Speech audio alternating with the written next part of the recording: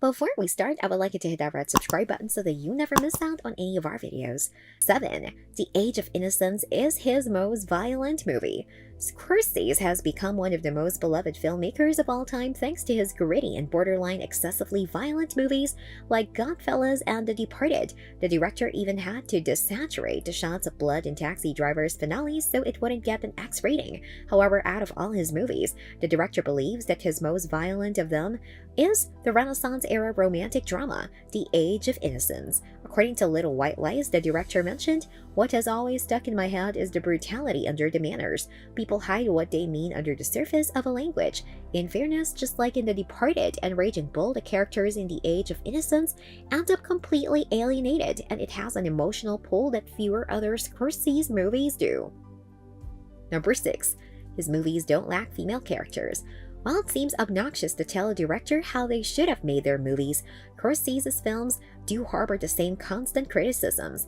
Many believe that his films don't have strong female characters, as all the most important women in his films mostly fit into the mob wife archetype, whether it's Henry Hill's wife, Colin Sullivan's fiancée, or Frank Sheeran's daughter. However, Scorsese couldn't disagree more and doesn't think his movies lack well-written female characters.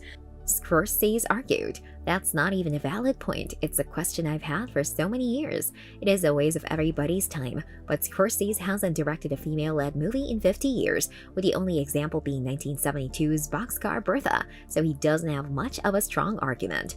5. Scorsese likes The Exorcist to The Heretic. The Exorcist is one of the greatest horror movies ever made. It's one of only 7 horror movies nominated for Best Picture at the Academy Awards. The sequel, on the other hand, holds a shocking 3.8 on IMDb and a 10% on Rotten Tomatoes, making it one of the worst sequels of all time to one of the greatest movies of all time. But that's why it comes as such a shock that Scorsese enjoys the 1977 horror sequel. Not only that, but according to Far Out magazine, the filmmaker prefers the sequel to the original movie. The director commented, "I like the first Exorcist because of the Catholic guilt I have, and because it scared the hell out of me, but The Heretic surpasses it. Maybe Borman failed to execute the material, but the movie still deserved better than it got." 4. Rotten Tomatoes is not real film criticism. Scorsese calls the idea of score aggregators, specifically citing Rotten Tomatoes, hostile. Whether there is an argument to be made when it comes to ratings from general audiences, as review bombing is becoming way too common, Rotten Tomatoes absolutely serves a purpose. The website gives audiences a general idea of how a particular film has been perceived by critics, and isn't totally based on arbitrary scores the critics have given. But Scorsese then turns his criticisms of the aggregate website to the critics themselves, comparing them to the increasingly desperate and bloodthirsty crowd near the end of Darren Aronofsky's Mother. 3. Joker is cinema, but he still hasn't watched it.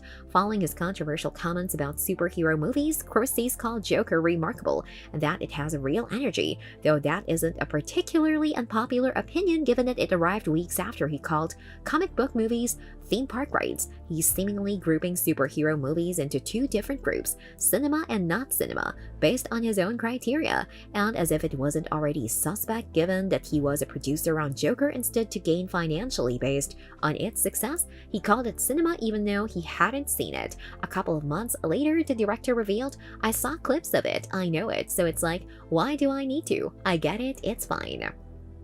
Number 2. Streaming content devalues cinema. Scorsese believes that streaming devalues cinema, arguing the art of cinema is being systematically devalued, sidelined, demeaned, and reduced to its lowest common denominator content. However, Scorsese is again currently working on his second movie that will be primarily available on a streamer, and Scorsese's next project, The Waiter, which will also star Leonardo DiCaprio, will be another Apple TV Plus exclusive too. If it wasn't for streaming, The Irishman never would have escaped development hell, and relative to other formats, streaming is still completely in its infancy, and while the platform might have its flaws, there's still plenty of time for them to be ironed out. Streamers are also good for original low to mid-budget movies, as so few movie studios are greenlighting them anymore.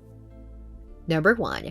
3D is liberating. Some of Scorsese's comments in recent years have shown how set in his ways the visionary auteur is, but he has always been quick to experiment with the technological advancements in cinema. Whether it's shooting digitally or de-aging, Scorsese has always helped advance the art of cinema, and that was no different with 3D.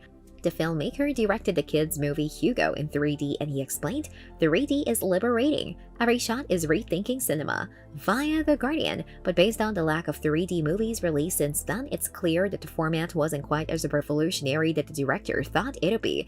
It's also telling that none of Scorsese's 3 movies since Hugo have been in 3D either. This brings us to the end of our video. I hope you enjoyed it. Hit like if you did, and don't forget to subscribe to our channel so that you don't miss any of our videos in the future. Also, watch the 2 videos that are on your screen because I'm sure you love them. With that, I'll see you in the next video.